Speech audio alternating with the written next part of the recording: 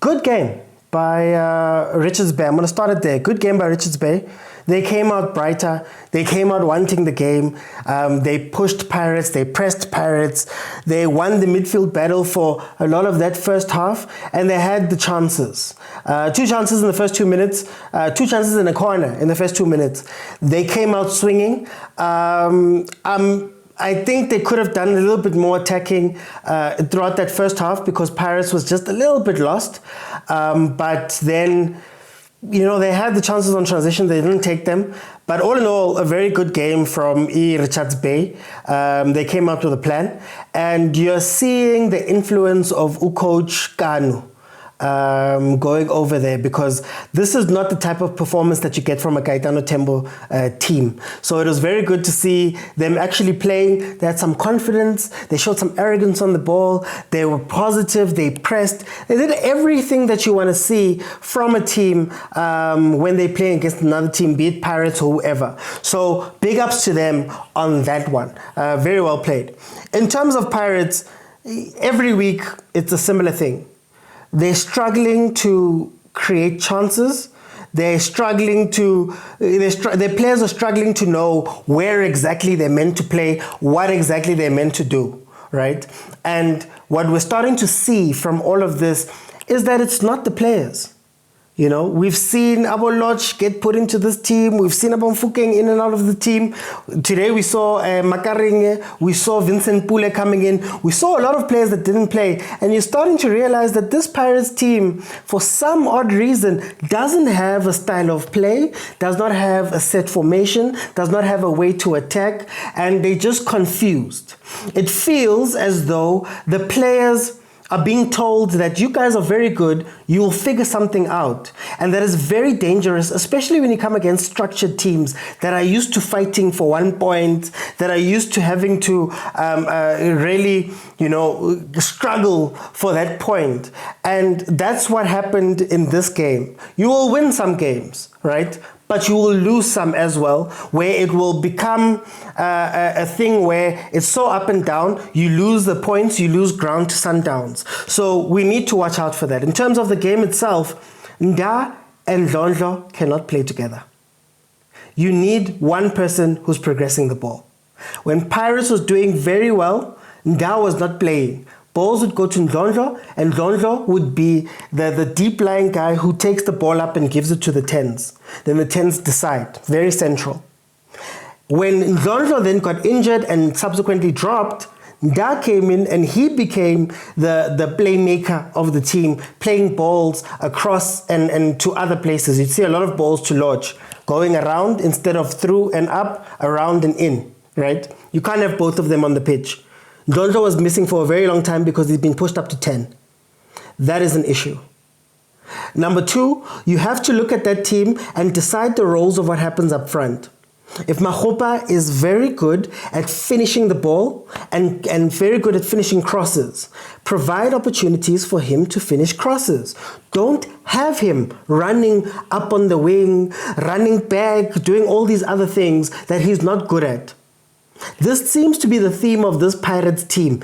Everybody is doing things that they're not meant to be doing or used to be doing. Whether it be Hoto at left center back, whether it be Maswanganyi now becoming more of a 6-8 type player instead of being allowed to be a 10 and play with Mfukeng as he had been playing very well at the beginning of the season. So we have to look at these things and question Coach Jose and say, Coach Jose, you had a system that was working. Now you are overcomplicating something and fixing something that was not broken. Yes, you had some injuries, and yes, you had some people that were missing from your team. But now you got to make the decision of, do I continue getting these wishy-washy results, not necessarily being a very good team when we play, or do I go back to what we knew? Another thing is that Pirates is a tempo team, high tempo team. They can't play slow. And them having Da touch the ball, then Tim touch the ball, then the ball goes up there. Then by the time they get to the front, they have to randomly cross, you don't know to who. But they're not a slow build-up team. They're a high-tempo team. And he needs to get back to playing high-tempo, or else he's going to lose a lot of these players. A lot of these players can't play the slow game. Then they get to the front and they panic. There was no shot on target from Pirates. And if there's one thing we know that Pirates is good at, inverting wings, Saling runs inside usually, causes havoc in behind, defenders facing their own goals. They're very good at that, quick transitioning and then profiting off of the chaos.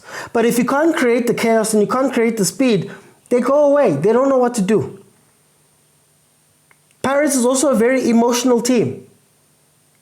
If the crowd is not in it, if they're not playing right, if the opposition is not poor, if the sun is not shining right, if everything is not perfect, you're not going to see a Pirates performance. But if they score an early goal, they can score 4. Because they need an external thing in order to make them play. And until they figure that out, they're going to play games where they're going to come up against teams that do not care. They don't want to play. They're not here to go pound for pound. They're not here to entertain you. They're here to stifle you and keep you quiet. And if they cannot up their own tempo, if they cannot up their own game when they have to play these games, when there's no trophies on the line, when there's no special bragging rights on the line, if they can't do it versus Richards Bay on a random Saturday, they're not going to be challengers for Sundowns. And we're really looking at them to be the challengers of Sundowns because quality-wise, they're the best team next to them. But if they cannot play in the league, if they cannot keep it up for 20 games in the league, and they have to wait for a trophy to be there, and they have to wait for high stakes to be there for them to perform, Sundowns is going to carry on winning leagues by 16 points. And they're going to be nowhere. And for me, I'm not saying get rid of Coach Jose. That's not what I'm saying. What I'm saying is, you have to start questioning him. He's going to come out again and speak about high blocks. He's going to come out again and speak about problems that he needs to fix, that he's been needing to fix for weeks on end now. And we're seeing that it's not the players. You've changed players. You've brought in new people. Still the same problems. So maybe you should look at your system, coach.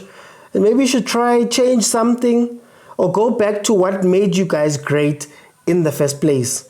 High tempo ball, marauding wingers, a striker that stays in place, doesn't move around, 10s that understand each other. One side is the running side, the other side is a combination side with Hotto backing them up, and then you have to decide who's your playmaker in the middle. Is it Dlondlo that's going to play make, or is it Nda that's going to play make? Because they can't both play. Have one of them play, or have one of them pick up the ball.